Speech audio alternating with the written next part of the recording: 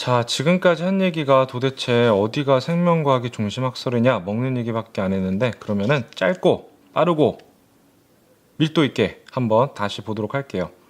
처음에 배가 고픈 상황이 있었어요, 주인공이. 근데 집에는 어떤 요리를 만들 수 있는 레시피 같은 것도 없었고, 도구들도 없었고, 아무것도 없었죠.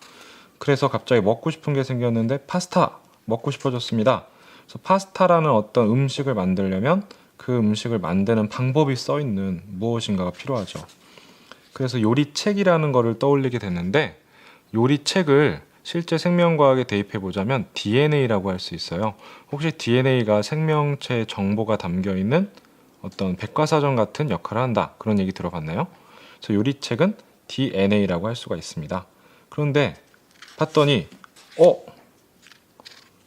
요리책이 없어요. 그래서 어디로 갔냐면 DNA, 요리책은 어디에 있는가? 도서관이라는 건물 안에 있다는 걸 알게 됐죠.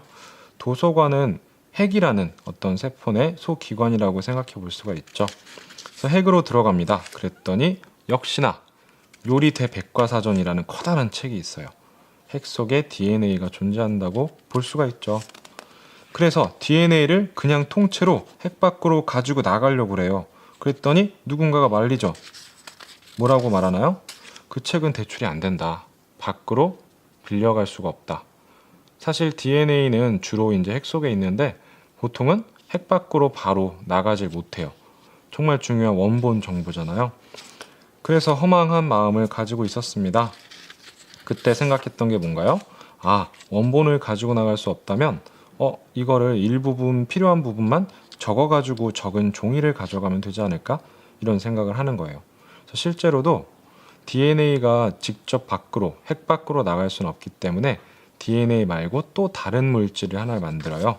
그게 뭐냐면 혹시 RNA라는 말을 들어봤는지 모르겠어요. DNA의 정보 중에서 일부분을 옮겨 쓴 것, 이것을 RNA라고 해요. 그래서 제가 말했던 이 옮겨 적은 종이 한 장은 RNA라고 볼 수가 있죠. 그래서 RNA는 도서관 밖으로 나올 수가 있어요. 핵 밖으로 나올 수 있다는 얘기죠. 그러면 핵 밖으로 나온 mRNA, 특별히 이제 단백질을 만드는 RNA는 mRNA라고 하는데요. 그 mRNA에는 어떤 정보가 써 있냐면 단백질을 만드는 방법. 단백질은 나중에 또 말할 기회가 있겠지만 아미노산이라는 기본 단위가 여러 개가 이렇게 진주 목걸이 같이 붙은 다음에 이렇게 구겨지면 단백질이라는 물질이 돼요. 그래서 mRNA는 어떤 아미노산이 어떤 순서로 줄을 서 있냐, 이게 줄 서는 순서가 써 있는 이런 옮겨 적은 종이라고 볼 수가 있죠. 그래서 그 써 있는 재료들을 순서대로 이렇게 구입을 하는 거예요. 그 다음에 세포 밖에 있는, 나중에 또 말할 기회가 있을 것 같은데, 리보솜이라는 아이가, 그 기계가 이 종이 써 있는 mRNA라는 종이를 읽으면서 차곡차곡 아미노산을 하나씩 붙여가요. 다시 말하면 단백질을 만들어가는 거죠. 그래서 그 종이에 써 있는 대로 재료인 아미노산을 조합을 해 나가면 드디어 우리가 만들고 싶었던 단백질이라는 최종 물질이 만들어지는 거예요.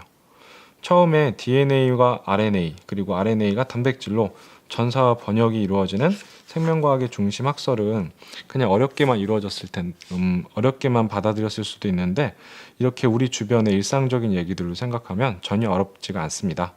다음 시간에는 또 다른 이야기들로 찾아올게요.